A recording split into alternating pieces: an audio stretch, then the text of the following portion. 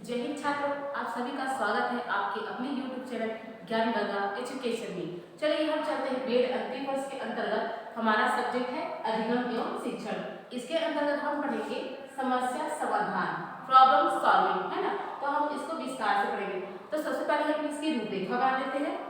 प्रस्तावना, समस्या समाधान का अर्थ, समस्या समाधान की परिभाषा, समस्या समाधान की विधियां, समस्या समाधान का शैक्षिक महत्व, निष्कर्ष और संदर्भ।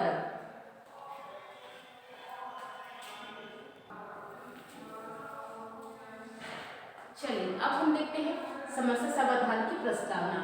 देखिए, समस्या समाधान हमारे सामने एक टॉपिक है, समस्या का समाधान। देखिए, जब व्यक्ति के सामने, है ना, जब वो कोई कार्य करता है तो क्या होता है, सबसे पहले तो वो कुछ किसी भी कार्य को आसानी से कर लेता है, लेकिन अगर उसके सामने कोई समस्या आ जाए तो क्या करता है, व्यक्ति घबरा जाता है कि उस समस्या से किस प्रकार निपटा जाए, है ना।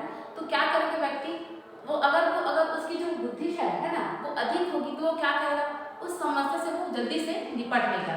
लेकिन कभी कभी हम देखते हैं कि अगर किसी बालक को ले लें, वो क्या करता है, अगर कोई टीचर किसी क्लास में अगर बच्चे को कोई होमवर्क देता है ना, और उस कार्य को वो समय से नहीं कर पाता, अर्थात उस समस्या को वो सुलझा नहीं पाता, तो वो क्या करता है, वो घबरा जाता है। तो व्यक्ति के सामने अगर कोई भी समस्या आए तो उसकी बुद्धि के अनुसार, है ना, उसकी बुद्धि क्षमता के अनुसार क्या करता है, वो उसका समाधान आसानी से कर लेता है। तो यही समस्या समाधान का अर्थ है ना। वो व्यक्ति समय के अनुसार प्रयोग करता है और क्या करता है, अपनी जो भी समस्याएं हैं उसको वो सॉल्व कर लेता है। तो हम देखेंगे जो समस्या समाधान है ना, हर व्यक्ति के सामने क्या अलग अलग प्रकार की समस्या होती है। एक जो बालक है वो क्या कहते हैं, किस तरह से जो परीक्षा है उसको पास किया जाए, है ना। तो इसके सामने एक बहुत सारी जो समस्या होती है वो उजागर होती है। और हम अगर एक किसान को देख ले, है ना, वो क्या होता है, उसके सामने बहुत सारी समस्याएं होती है कि जैसे वो खेती करता है ना, तो उसके सामने पानी की समस्या आती है ना, पानी की समस्या आएगी। जब फसल लगती है तो बहुत सारी उसमें बीमारियां लग जाती है।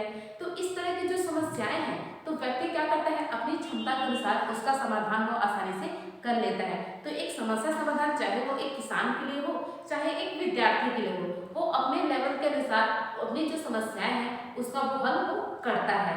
तो चलिए अब हम देखते हैं समस्या समाधान का अर्थ। समस्या समाधान जो है वो प्रॉब्लम शब्द का हिंदी अनुवाद होता है ना।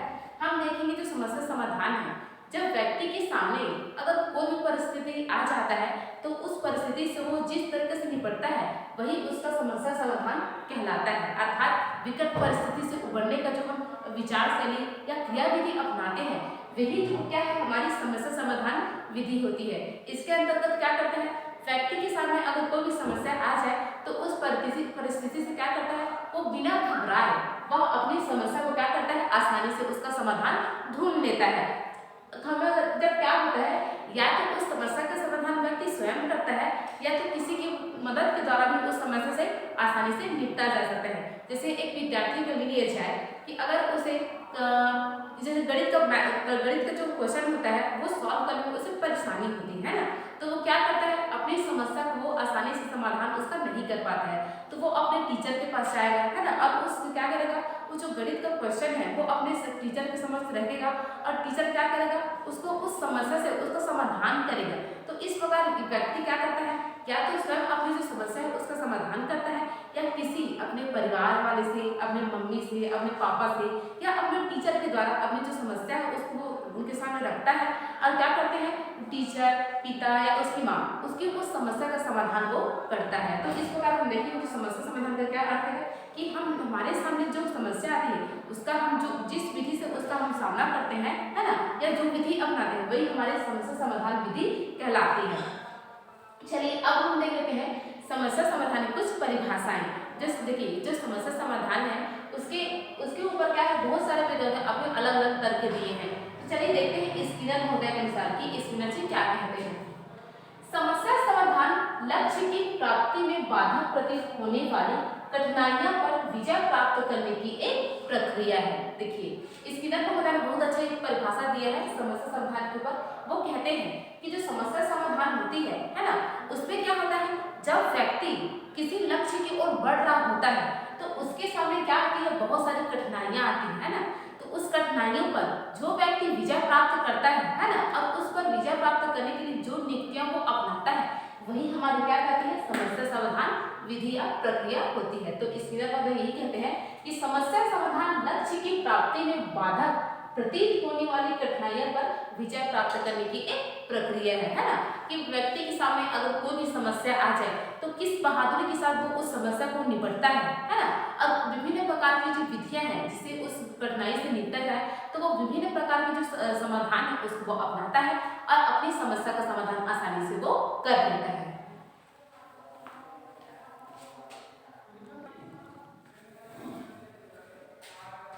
चलिए अब हम देखते हैं समस्या समाधान की विधियां। जो समस्या समाधान है उसको हम किन किन विधियों के द्वारा उसका निवारण करते हैं उसको हम जानते हैं। तो सबसे पहला है आदत जन्य या अनसीखा विधि, है ना। हमारा पहला विधि क्या है, आदत जन्य, मतलब आदत जो हमारी आदत में हुई है ना, और अनसीखा जो हम सीखे नहीं है। चलिए इसको देख लेते हैं।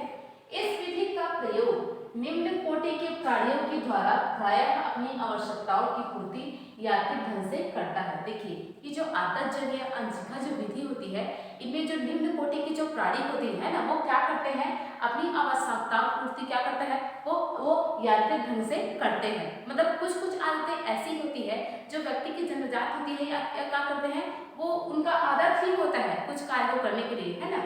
जैसे हम मधुमक्खी को लेते हैं, है ना, वो क्या करते हैं, वो फूलों का रस ही चूसते हैं, तो ये उसकी आदत होती है ना, फूलों का रस चूसना।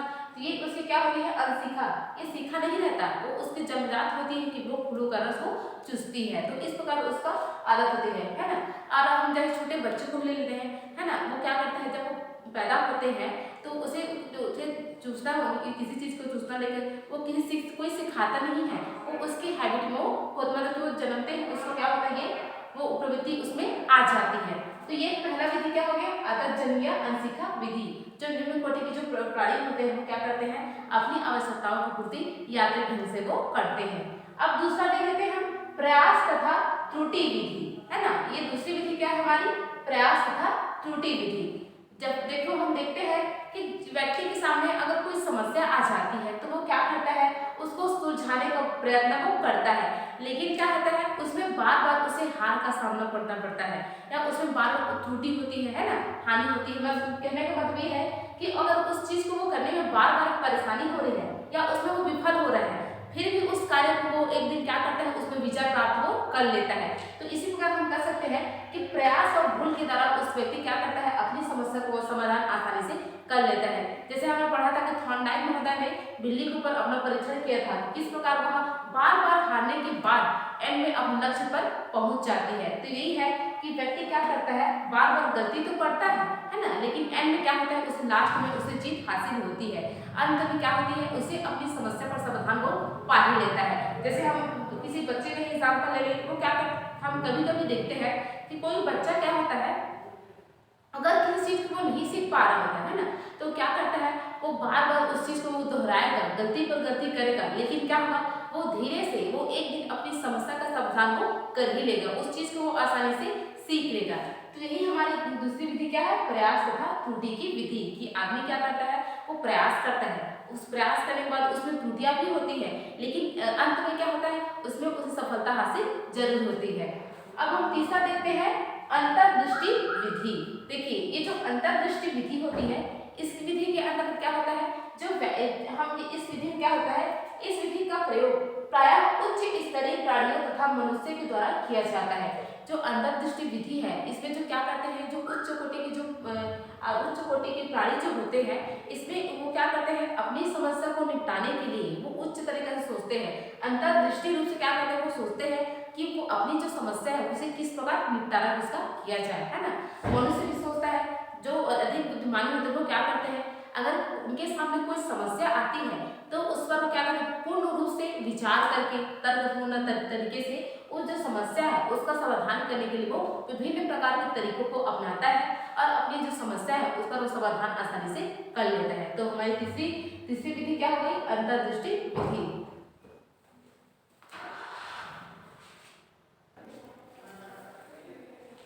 चलिए अब हम देखते हैं, तीन विधि तो देख ली, अब हम चौथा विधि देखते हैं, वैज्ञानिक विधि, है ना।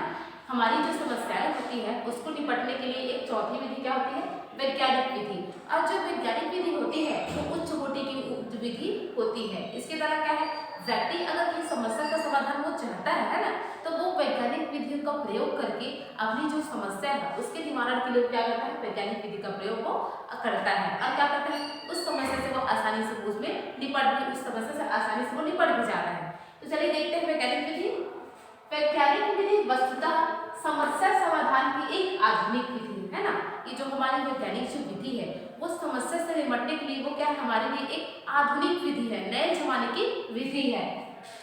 इस विधि में आगमन तथा निगमन दोनों प्रकार की चिंतन व तर्क का समावेश रहता है। और ये जो हमारी जो वैज्ञानिक विधि होती है ना, इस विधि में हम क्या करते हैं, आगमन तथा निगमन दोनों प्रकार की जो तर्क वितर्क तर्क चिंतन होती है, इस सब विधि का क्या करते हैं, हम प्रयोग करते हैं अपनी समस्या से निपटने के लिए, है ना। ताकि क्या है, उस समस्या का आसानी से तरीके से क्या करते हैं, हम निपट सके, उस समस्या से क्या कर सके, उसका हम समाधान हम आसानी से कर सके, है ना। इस विधि में तर्कपूर्ण चिंतन के द्वारा समस्या का समाधान किया जाता है। और ये जो हमारी जो वैज्ञानिक विधि होती है, इसमें हम क्या करते हैं, किसी भी समस्या का क्या करते हैं, हम तर्कपूर्ण व विचार ढंग से उस समस्या से निपटने का हम काम करते हैं, है ना। इसमें क्या होता है, जो व्यक्ति होता है वो क्या करेगा, अगर उसके सामने कोई बहुत बड़ी समस्या आ पड़ी है तो वो क्या करेगा, उसके बारे में वो क्या करेगा, उसका परीक्षण करेगा कि वो किस प्रकार की हमारी जो समस्या है उसे हम किस प्रकार उससे निपटे। तो इसके लिए क्या करेगा, वो अपना विचार करेगा, तर्क लगाएगा, है ना, किस प्रकार उस समस्या से निपटा जाए, उबरा जाए। तो वो तर्क करेगा, तर्क लगाएगा, चिंतन करेगा, है ना, चिंतन करेगा, फिर क्या करेगा, उस समस्या से वो धीरे धीरे क्या करेगा, वो निपट जाएगा, है ना, उसका समाधान वो आसानी से कर लेगा। तो हमारी चौथी विधि क्या है, वैज्ञानिक विधि। इसके द्वारा क्या करता है, व्यक्ति क्या करता है, अपनी जो विधि होती है ना, मतलब समस्या होती है उसके निपटने के लिए वो तर्कपूर्ण, है ना, विचारपूर्वक तर्क चिंतन के द्वारा क्या करता है, वो उसका निपटारा वो आसानी से कर लेता है। तो ये हमारी विधि है, चौथी विधि वैज्ञानिक विधि।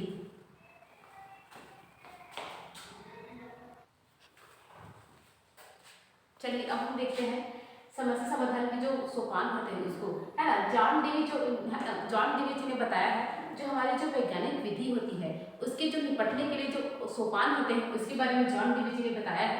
चलिए उसको देखते हैं। पहला है समस्या से परिचित होना। देखिए इसमें पहला क्या है, समस्या से परिचित होना।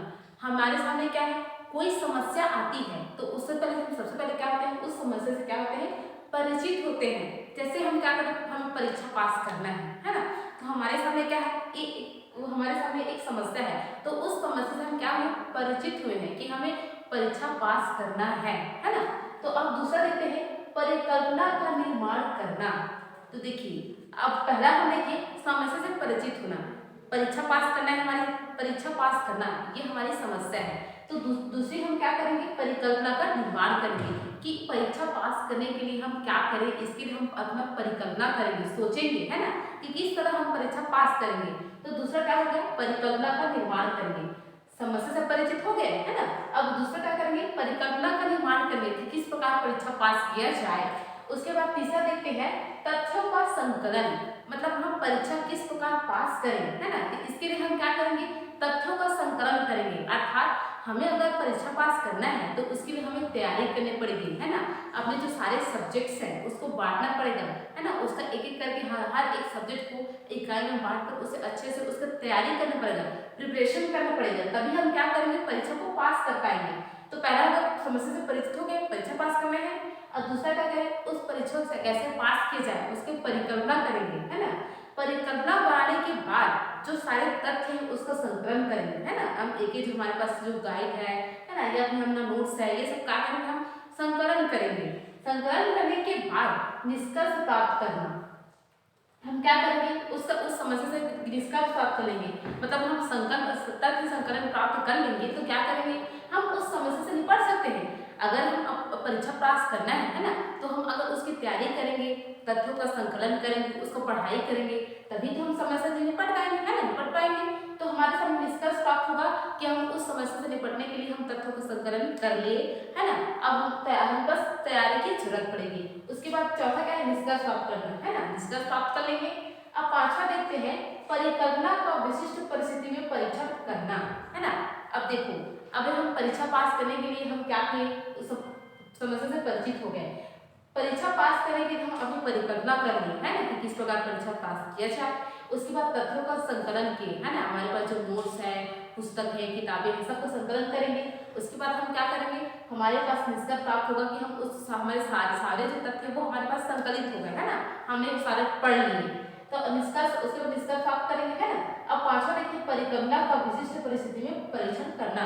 अगर हम परीक्षा पास करेंगे, पूरी तैयारी कर ली है, तथ्यों का संकलन करके उसका अच्छे से हम उसका अध्ययन कर लिए हैं, तो हम पेपर में, है ना, जब हमारी परीक्षा होगी तो उस परिस्थिति में हमने जो परिकल्पना की है, पढ़े हैं, तो उस समय हम उसका परीक्षण वहां पर कर सकते हैं, तभी हम परीक्षा पास आसानी से कर पाएंगे। तो ये जो 5 जो सोपान है वो जान लीजिए, वैज्ञानिक जो विधि होती है इसके सोपान बताए हैं 5। पहला समस्या से परिचित होना, दूसरा परिकल्पना का निर्माण करना, तथ्यों का संकलन करना, निष्कर्ष प्राप्त करना, और जो हम परिकल्पना बनाए हैं उसका विशिष्ट परिस्थिति में परीक्षण करना। तो इस प्रकार जो वैज्ञानिक विधि होती है इसके जॉन डेवी ने 5 सोपान बताए हैं कि किस प्रकार समस्या से निपटा जाता है ना, उस समस्या से परिचित होते हैं, उसके संकलन प्राप्त करते हैं, परिकल्पना बनाते हैं और निष्कर्ष प्राप्त करते हैं, और जो विधि होती है उसे विशिष्ट परिस्थिति में उसका प्रयोग करके हम जो अपनी समस्या है उसका निपटारा हम आसानी से कर लेते हैं। तो ये होते हैं वैज्ञानिक विधि के सोपान।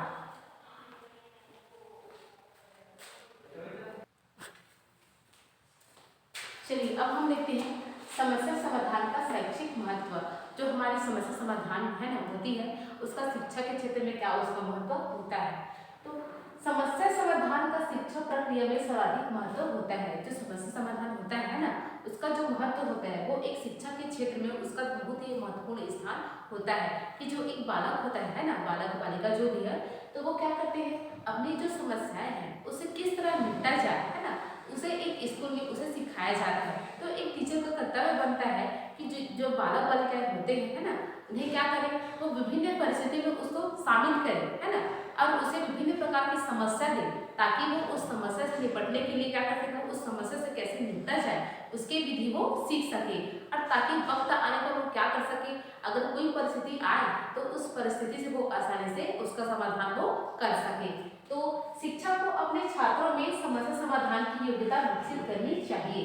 जो शिक्षक शिक्षिकाएं होती है वो क्या करें, अपने जो स्टूडेंट्स हैं, है ना, उसमें क्या करें, जो समस्या समाधान की जो योग्यता है उसे विकसित करना चाहिए, है ना, कि जो सारे जो छात्र छात्राएं हैं वो क्या करें, उनके सामने विभिन्न प्रकार की समस्या उपस्थित करें।